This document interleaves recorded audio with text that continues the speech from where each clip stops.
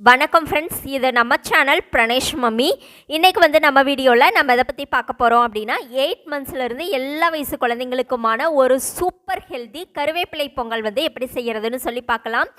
ரொம்ப ரொம்ப ஹெல்த்தியான பொங்கல் ரெசிபி இது.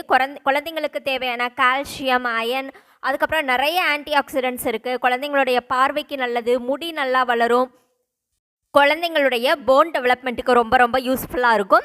இந்த சூப்பரான கறி லீவ்ஸ் பொங்கல் வந்து எப்படி செய்கிறதுன்னு சொல்லி பார்க்குறதுக்கு முன்னாடி, இப்போ தான் ஃபஸ்ட் டைம் நம்ம சேனல் பார்க்குறீங்க அப்படின்னா மறக்காமல் சப்ஸ்கிரைப் பண்ணிக்கோங்க. ப்ளஸ் இந்த வீடியோ பிடிச்சிருந்தா ஒரு லைக் பண்ணிடுங்க.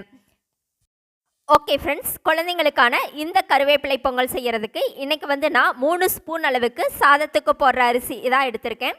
இது கூடவே 1.5 ஸ்பூன் அளவுக்கு பாசிப்பருப்பு எடுத்து நல்லா கழுவிட்டு இதை வந்து ஒரு 1/4 மணி நேரம் போல் ஊற வச்சுக்கலாம்.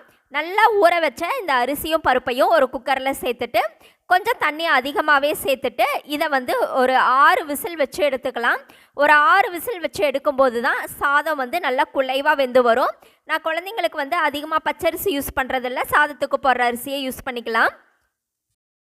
இப்போது அரிசியும் பருப்பும் ஒரு ஸ்டவ்வில் நல்லா குக் ஆகிறதுக்குள்ளே இன்னொரு ஸ்டவ்வில் ஒரு பேன் வச்சுக்கோங்க. இதில் 1 ஸ்பூன் அளவுக்கு நெய் சேர்த்துக்கோங்க. இப்போ இதில் நெய் வந்து நல்லா மெல்ட் ஆன உடனே ஒரு கைப்பிடி அளவுக்கு நல்லா ஃப்ரெஷ்ஷான கருவேப்பிலை நல்லா கழுவிட்டு சேர்த்துக்கோங்க. இது கூடவே ஒரு 1/4 ஸ்பூன் சீரகம், அதுக்கப்புறம் 2 முந்திரி, ஒரு 4 மிளகு சேர்த்துருக்கேன். 4 மிளகு காரம் இருக்காது, அந்த அளவுக்கு நீங்கள் சேர்த்துக்கலாம். இப்போ இது எல்லாத்தையுமே வந்து அந்த நெய் கூட சேர்த்து நல்லா வறுத்து விட்டுக்கோங்க. சீரகம், மிளகு, அதுக்கப்புறம் அந்த முந்திரி இதெல்லாமே கருவேப்பிலை கூட சேர்ந்து நல்லா வறுபட்டு வரும்போது நல்ல ஒரு வாசனை வரும்.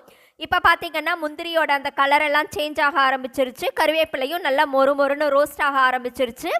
இந்த டைமில் நம்ம ஸ்டவ் ஆஃப் பண்ணிவிட்டு இதை ஆற வச்சுட்டு ஒரு மிக்ஸி ஜாரில் சேர்த்து நல்லா ஃபைனாக அரைச்சிக்கலாம். இப்போது அந்த வேக வச்ச அரிசி பருப்பு ரெண்டையுமே வந்து நல்லா சாஃப்டாக மசிச்சு எடுத்துக்கோங்க. இப்போ ஸ்டவ்வில் வந்து நான் மறுபடியும் அதே பேனை வச்சுக்கிறேன். இதில் வந்து 1 ஸ்பூன் அளவுக்கு நெய் சேர்த்துக்கலாம். நெய் வந்து நல்லா மெல்ட் ஆகி வந்த உடனே நம்ம அரிசி பருப்பு நல்லா மசிச்சு எடுத்து வச்சுருக்கோம் இல்லையா, அதை வந்து இது கூட சேர்த்துக்கலாம்.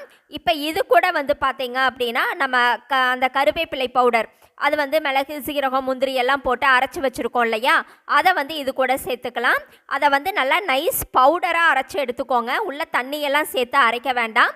இப்போ இந்த பவுடரை இது கூட சேர்த்துட்டு அந்த கன்சிஸ்டன்சி அட்ஜஸ்ட் பண்ணுறதுக்காக மட்டும் அந்த மிக்ஸி ஜாரில் கொஞ்சமாக தண்ணி சேர்த்துட்டு நான் இந்த மாதிரி சேர்த்துக்கிறேன்.